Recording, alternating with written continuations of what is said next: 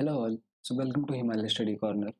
और आज हम पढ़ेंगे फंडामेंटल राइट्स के बारे में। तो देखो, जो हमारा पार्ट 3 है इंडियन कॉन्स्टिट्यूशन का, उसमें फंडामेंटल राइट्स को मेंशन किया गया है, जो कि आर्टिकल 12 से लेकर 1335 तक हैं। ठीक है जी। इसमें हम सबसे पहले पढ़ेंगे right to equality. Right to equality जो है आर्टिकल 14 से आर्टिकल 18 तक है। ठीक है। हम स्टार्ट करेंगे आर्टिकल 14 से। आर्टिकल 14 में लिखा है इक्वलिटी बिफोर लॉ की। यहाँ पे देखो, इक्वलिटी बिफोर लॉ का मतलब होता है कि लॉ की नज़रों में सारे सेम है, मतलब कोई इनइक्वलिटी नहीं होनी चाहिए। तो यहाँ पे देखो क्या लिखा है कि the state shall not deny to any person.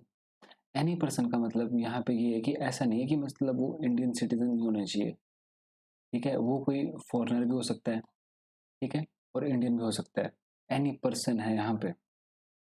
और देखो यहाँ पे स्टेट का मतलब वो है जो हमने आर्टिकल 12 में पढ़ा था। ठीक है, जैसे पार्लियामेंट हो गया, स्टेट एग्जीक्यूटिव लेजिस्लेचर वगैरह, वो। ठीक है जी। तो यहाँ पे स्टेट के ऊपर रिस्ट्रिक्शन लगाता है आर्टिकल 14 कि state shall not deny to any person equality before the law और the equal protection of the laws within the territory of India. मतलब इंडिया की टेरिटरी में स्टेट जो है वो किसी एक पर्सन को इक्वलिटी बिफोर लॉ और equal protection of the law deny नहीं कर सकती है। अब देखो, जो इक्वलिटी बिफोर लॉ है और इक्वल प्रोटेक्शन ऑफ लॉ है, इसके बारे में देखते हैं हम। जो इक्वलिटी बिफोर लॉ है, ये यूके के एक डाइसी करके थे, उनका ये कंसेप्ट था रूल ऑफ लॉ, वहां से लिया गया है। मतलब उसी की तरह सेम सेम है ये भी। तो इसका मतलब होता है, इक्वलिटी बिफोर लॉ का मतलब है कि लॉ की नज़रों में सारे सेम है। ठीक है जी। और इक्वल प्रोटेक्शन ऑफ लॉ का मतलब ये होता है कि जैसे कोई, जो लोग इक्वल है मतलब उनको इक्वल ट्रीट किया जाए, और जो लोग अनइक्वल है उनको अनइक्वल तरीके से मतलब ट्रीट किया जाए। मतलब सिंपल सी लैंग्वेज में अगर इसको समझें हम, तो एज ए रिजर्वेशन हम इसको समझ सकते हैं कि जैसे रिजर्वेशन दी जाती है, जैसे ईडब्ल्यूएस को 10% रिजर्वेशन है। ठीक है, एससी एसटी को भी रिजर्वेशन दी जाती है। मतलब जैसे कोई एक सोसाइटी है, अब जैसे कोई एक सोसाइटी है, यहाँ पे बहुत से लोग रहते हैं, लेकिन अब देखो ये जो दो लोग हैं ये इक्वल हैं। मतलब जो भी इनकी, जैसे सोशली हो गया, एजुकेशनली हो गया, हर चीज़ से ये इक्वल है। तो इनको अलग तरीके से ट्रीट किया जाएगा। और ये दो लोग जो हैं ये काफ़ी बैकवर्ड है। ठीक है, ये जितने भी चार लोग बच गए सारे बैकवर्ड थोड़े एरिया, तो इनको रिजर्वेशन दी जाएगी। ठीक है, और इनको कोई रिजर्वेशन नहीं दी जाएगी। मतलब जो इक्वल प्रोटेक्शन ऑफ लॉ का सिंपल सा अर्थ है वो ये है कि हर किसी को इक्वलिटी लानी, मतलब हर किसी को अपलिफ्ट करना पड़ेगा ऊपर। ठीक है, अपलिफ्ट जैसे कि हम समझ रहे हैं कि जैसे रिजर्वेशन दी जाती है इंडिया में। ठीक है, लेकिन इक्वलिटी बिफोर लॉ जो है इसका सिंपल सा मतलब है कि चाहे कोई कैसा भी है, चाहे कोई गरीब है अमीर है जैसा भी है, वो लॉ की नज़रों में सेम है ना।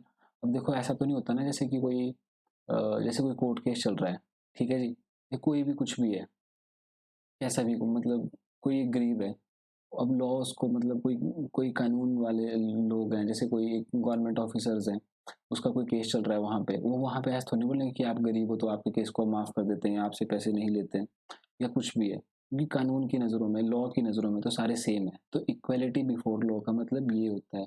और इक्वल प्रोटेक्शन ऑफ लॉ का मतलब ये है कि हमें अपलिफ्ट करना है लोगों को। मतलब कि जैसे मैंने बताया कि कोई एक सोसाइटी है, वहाँ पे दो तरीके के लोग रह रहे हैं। एक जो है वो काफ़ी फॉरवर्ड है, ठीक है, हर तरीके से उनके पास हर चीज़ है, हर हर फैसिलिटी उनको प्रोवाइड की जा रही है, मतलब हर फैसिलिटी उनके पास पहले से है। तो उनके लिए अलग तरीके से ट्रीट किया जाएगा। और बाकी लोग जो भी बचते हैं हमारे, उनके पास जैसे कोई चीज़ की कमी, जैसे सोशली हो गया, इकोनॉमिकली हो गया, एजुकेशनली हो गया, वो काफ़ी बैकवर्ड है, तो उनको रिजर्वेशन के थ्रू अपलिफ्ट किया जाएगा ताकि वो सभी के इक्वल आ सके। तो ये मतलब है इक्वलिटी बिफोर लॉ और इक्वल प्रोटेक्शन ऑफ लॉ का। ठीक है जी। इक्वलिटी बिफोर लॉ जो है ये एक यूके से लिया है, और इक्वल प्रोटेक्शन ऑफ लॉ जो है कि ये जो है ये यूएसए का कंसेप्ट है। तो ये था हमारा आर्टिकल 14, जिसमें कि हमने ये पढ़ा कि स्टेट की रिस्ट्रिक्शन लगाई गई है कि स्टेट जो है किसी भी पर्सन को डिनाई नहीं कर सकती है इक्वलिटी बिफोर लॉ और इक्वलिटी प्रोटेक्शन ऑफ लॉ के लिए with in the territory of India.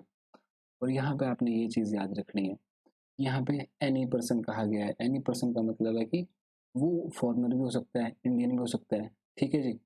ऐसा नहीं है कि मतलब सिटीजन के लिए नहीं है, क्योंकि देखो ऐसा है कि जो हमारे फंडामेंटल राइट्स हैं वो कुछ सिटीजन्स के लिए ही हैं जो कि इंडियंस के लिए ही हैं, और कुछ जो है वो सभी के लिए हैं, चाहे फिर वो इंडियन हो चाहे फिर वो फॉरेनर हो, ठीक है जी। तो ये था हमारा आर्टिकल 14। नेक्स्ट आर्टिकल आता है हमारा आर्टिकल 15। इसमें है prohibition of discrimination on certain grounds. अब देखो इसमें जो है स्टेट के ऊपर ये लगाया गया है कि आप डिस्क्रिमिनेशन नहीं करोगे, ठीक है। अब देखो 15 क्लॉज 1 जो है ये बोलता है the state shall not discriminate against any citizen. अब देखो यहाँ पे सिटीजन मतलब इंडियन होना चाहिए वो, ठीक है जी। यहाँ पे फॉरेनर के लिए नहीं है, फॉरेनर के साथ आप डिस्क्रिमिनेशन कर सकते हो सिंपल सी लैंग्वेज में, क्योंकि यहाँ पे सिटीजन लिखा गया है। तो state shall not discriminate against any citizen on grounds of, देखो रिलीजन के बेसिस के ऊपर आप किसी के ऊपर डिस्क्रिमिनेशन नहीं कर सकते, रेस के ऊपर डिस्क्रिमिनेट नहीं कर सकते हो, कास्ट के ऊपर डिस्क्रिमिनेट नहीं कर सकते हो, सेक्स के ऊपर डिस्क्रिमिनेट नहीं कर सकते हो कि वो फेल है कि सॉरी फीमेल है कि मेल है, प्लेस ऑफ बर्थ के ऊपर, ठीक है जी। इन 5 ग्राउंड्स के ऊपर आप जो स्टेट है वो डिस्क्रिमिनेट नहीं कर सकती है, ठीक है। सेकंड क्लॉज में लिखा गया है कि जैसे कि जो भी है सेम, मतलब सेम 15 क्लॉज 1 का मतलब यहाँ पे ये है कि जैसे जो भी religion race caste sex place of birth, ठीक है, एक्सेस मतलब और यूज, मतलब इन 5 चीज़ों के ऊपर आप डिस्क्रिमिनेट ये नहीं कर सकते कि उनको दुकान पे जाने से नहीं रोक सकते, जो पब्लिक रेस्टोरेंट्स होते हैं उनमें जाने से नहीं रोक सकते, होटल्स हो गया, ठीक है, पब्लिक एंटरटेनमेंट जो होते हैं, जो आपके सिनेमाज वगैरह होते हैं, या वेल जो tanks bathing hearts roads place of public resort, ठीक है, इन जगहों पे जाने के ऊपर आप किसी को नहीं रोक सकते हो जो कि सिटीजन है इंडिया का, ठीक है। तो यहाँ पे भी स्टेट के ऊपर ये रिस्ट्रिक्शन लगाता है आर्टिकल 15 जो है कि किसी भी सिटीजन जो है इंडिया का उसके ऊपर डिस्क्रिमिनेशन नहीं की जा सकती है on the basis of religion race caste sex and place of birth. देखो इसमें क्लोज याद रखने की जरूरत नहीं है कि क्या कौन से क्लोज में क्या लिखा गया है, लेकिन आपको ये पता होना चाहिए कि कौन कौन से ऐसे ग्राउंड्स है जिसके ऊपर डिस्क्रिमिनेशन नहीं की जा सकती, ठीक है। और ये भी पता होना चाहिए कि आपको कि मतलब कैसे कैसे जो है वो आर्टिकल्स जो है मतलब कैसे कैसे जो है स्टेट के ऊपर ये चीज़ें लगाई गई हैं, ठीक है। नेक्स्ट आता है 15 क्लॉज 3। 15 क्लॉज 3 में लिखा गया है कि the state is permitted to make any special provision for women and children. कि स्टेट को ये पावर दी गई है कि स्टेट जो है वो स्पेशल प्रोविजन लॉज बना सकती है वुमेन और चिल्ड्रन के लिए, ठीक है। नेक्स्ट आता है हमारा the state is permitted to make any special provision for the advancement of any socially and educationally backward classes of citizens or the SCs and ST। जो कि SCs और ST होते हैं उनके लिए स्पेशल प्रोविज़न बनाने के लिए कहा गया है यहाँ पे। और जो ये हमारा 15 क्लोज 4 है इसको फर्स्ट कॉन्स्टिट्यूशनल अमेंडमेंट एक्ट 1951 के तहत ऐड किया गया था, ठीक है जी। और ये जो सोशली और एजुकेशनली बैकवर्ड क्लासेस है इनको डिसाइड करेगा हमारा सुप्रीम कोर्ट। सुप्रीम कोर्ट जो होगी वो डिसाइडिंग अथॉरिटी होगी। सुप्रीम कोर्ट हमें बताएगी कि कौन से socially and educationally backward classes हैं, ठीक है। और देखो यहाँ पे भी सिटीजन्स कहा गया है। तो देखो सिटीजन, देखो इसमें पहले क्या दिया था आर्टिकल 15 में, सिटीजन मतलब इंडियन ही होने चाहिए वो, फॉरनर्स के ऊपर नहीं है ये चीज़ लागू। और जो आर्टिकल 14 था हमारा उसमें एनी पर्सन कहा गया था, एनी पर्सन मतलब फॉरनर्स के ऊपर भी था वो चीज़। अब आता है हमारा आर्टिकल 15 क्लॉज 5। 15 क्लॉज 5 में देखो इन्हीं के लिए socially and educational backward classes of citizen of the for the SCs and ST regarding their admission to educational institutions including private educational institutions, ठीक है। तो इसमें ये कहा गया कि एजुकेशन इंस्टीट्यूशन में एडमिशन लेने के लिए जो स्टेट है वो लॉज बना सकती है, ठीक है, एक्ट्स ला सकती है। जैसे और देखो जो आर्टिकल 15 क्लॉज 5 है इसको 93 कॉन्स्टिट्यूशनल अमेंडमेंट एक्ट 2006 में ऐड किया गया था, जिसके तहत आपको ये चीज़ पता होगी यहाँ पे रिजर्वेशन दी जाती है। जैसे 27% रिजर्वेशन दी जाती है आपकी, क्या बोलते हैं इसको, जो बैकवर्ड क्लासेस होती हैं इनको, है ना जी। और अगला आता है हमारा 15 क्लॉज 6, ठीक है। तो आपने ये चीज़ याद रखनी है पहले कि जो आर्टिकल 15 क्लॉज 5 है 93rd कॉन्स्टिट्यूशन अमेंडमेंट एक्ट के तहत इसको ऐड किया गया था 2006 में, और इसमें 27% रिजर्वेशन दी गई थी बैकवर्ड क्लासेस के लिए। और जैसे कि हमने पढ़ा कि जो सोशली और एजुकेशनली बैकवर्ड क्लासेस हैं इनको डिसाइड करता है सुप्रीम कोर्ट। सुप्रीम कोर्ट जो होती है वो डिसाइडिंग अथॉरिटी होती है, ठीक है। बस तो पार्लियामेंट बताएगा ना कि कौन सी जो है ये बैकवर्ड क्लासेस है, लेकिन जो डिसाइड करेगा इन दी एंड वो सुप्रीम कोर्ट डिसाइड करता है। यहाँ पे तो देखो यहाँ पे सुप्रीम कोर्ट ने खुद को, मतलब यहाँ पे सुप्रीम कोर्ट जुडिशरी के पास पावर है, ठीक है। मतलब ऐसा नहीं हो सकता ना कि कोई उठ के गया, जैसे कोई एक मान के चलो, जैसे कि कोई भी स्टेट का एग्जांपल देते हैं, XYZ करके कोई स्टेट है, वो चलेगी कि जी हमारे को सोशली और एजुकेशनली बैकवर्ड क्लास में डाल दो और ताकि रिजर्वेशन मिल जाए। तो ऐसा नहीं होता, वो खुद डिसाइड करते हैं जो सुप्रीम कोर्ट होता है। और देखो जो सोशली और एजुकेशनल बैकवर्ड क्लासेस होते हैं इनका मतलब ये है कि जैसे वो काफ़ी पिछड़े हुए लोग, जहाँ भी मतलब उतनी एजुकेशन नहीं है, ना ही वो उतने सोशली इन्वॉल्व हैं किसी चीज़ में, और वहाँ तक एजुकेशन अब तक नहीं पहुँची है उस तरीके से, वहाँ पे ज़्यादा स्कूल्स नहीं है, कॉलेजेस नहीं है जहाँ पे बच्चे जा सके पढ़ने, वो बैकवर्ड क्लासेस बनाई जाती हैं जो सुप्रीम कोर्ट जो है वो डिसाइड करता है। और जैसे कि हमने आर्टिकल 15 क्लॉज 5 में पढ़ा कि इनके एडमिशन्स के लिए जो कि एजुकेशनल इंस्टीट्यूशंस होते हैं वहाँ के लिए जो स्टेट है वो स्पेशल प्रोविज़न बना सकती है, जो कि 93rd कॉन्स्टिट्यूशनल अमेंडमेंट एक्ट आया था 2006, इसमें इसको ऐड किया गया था। फिर जो ये 27% रिजर्वेशन दी, ये दी थी, एक आया था सेंट्रल एजुकेशन इंस्टीट्यूशन एक्ट, ये आया था 2006 में। यहाँ पे 27% रिजर्वेशन दी थी बैकवर्ड क्लासेस के लिए, ठीक है। तो ये एक्ट भी आप याद कर सकते हैं, ठीक है। इस एक्ट को याद रख लेना, ये इसका रिलेट करता है।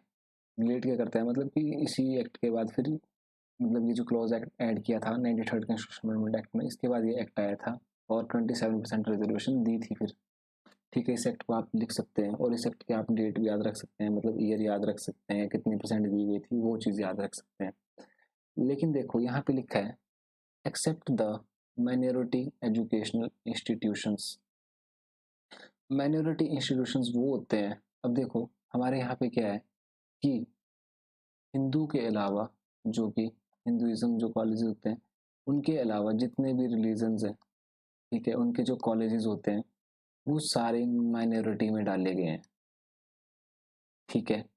तो देखो यहाँ पे ये लिखा गया कि जो माइनॉरिटी एजुकेशन इंस्टीट्यूशंस होंगे वहाँ पे ये चीज़ लागू नहीं होगी, ठीक है। तो ये चीज़ याद रखनी। अब आता है हमारा आर्टिकल 15 क्लॉज 6, और ये बहुत इंपॉर्टेंट है क्योंकि इसमें यहाँ पे इकोनॉमिक वीकर सेक्शन वालों की बात की गई है जिनको 10% रिजर्वेशन दी थी, और ये चीज़ ऐड की गई थी हमारी जब 103rd कॉन्स्टिट्यूशनल अमेंडमेंट एक्ट आया था 2019 में।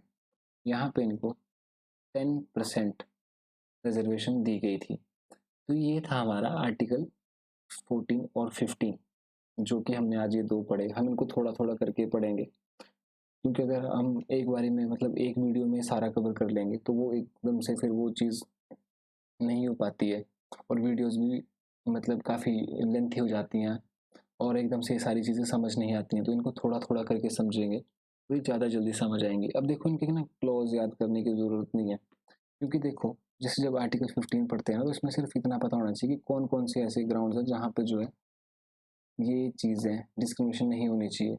दूसरी चीज़, ये चीज़ें तो याद रह जाती है कि हाँ ठीक है, प्रोविज़न बताया, इनके इनके लिए बताया, लेकिन आप यहाँ पे ना ये चीज़ याद रख सकते कि देखो फर्स्ट कॉन्स्टिट्यूशनल अमेंडमेंट एक्ट जो हुआ 1951 में, वहाँ पे ये चीज़ ऐड की गई थी, ठीक है।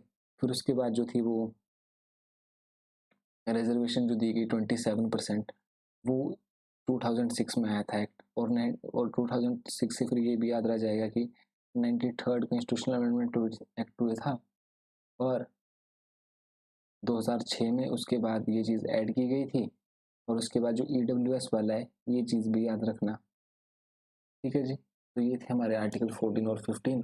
आर्टिकल 14 में हमने पढ़ा इक्वलिटी बिफोर लॉ के बारे में, और आर्टिकल 15 में पढ़ा हमने prohibition of discrimination on certain grounds, ठीक है जी। नेक्स्ट वीडियो में पढ़ेंगे हम आर्टिकल 16 के बारे में। सो होप सो आप सभी को ये वीडियो समझ आई होंगी, और अगर आपको फिर भी कोई चीज़ समझ नहीं आ रही है तो आप प्लीज़ कमेंट बॉक्स में डाल सकते हैं कि आपको ये चीज़ समझ नहीं आई है। हम फिर से कोशिश करेंगे उस चीज़ को समझाने की, और आप अपना फीडबैक जो है वो कमेंट बॉक्स में दे सकते हैं। So thank you so much पूरी वीडियो देखने के लिए।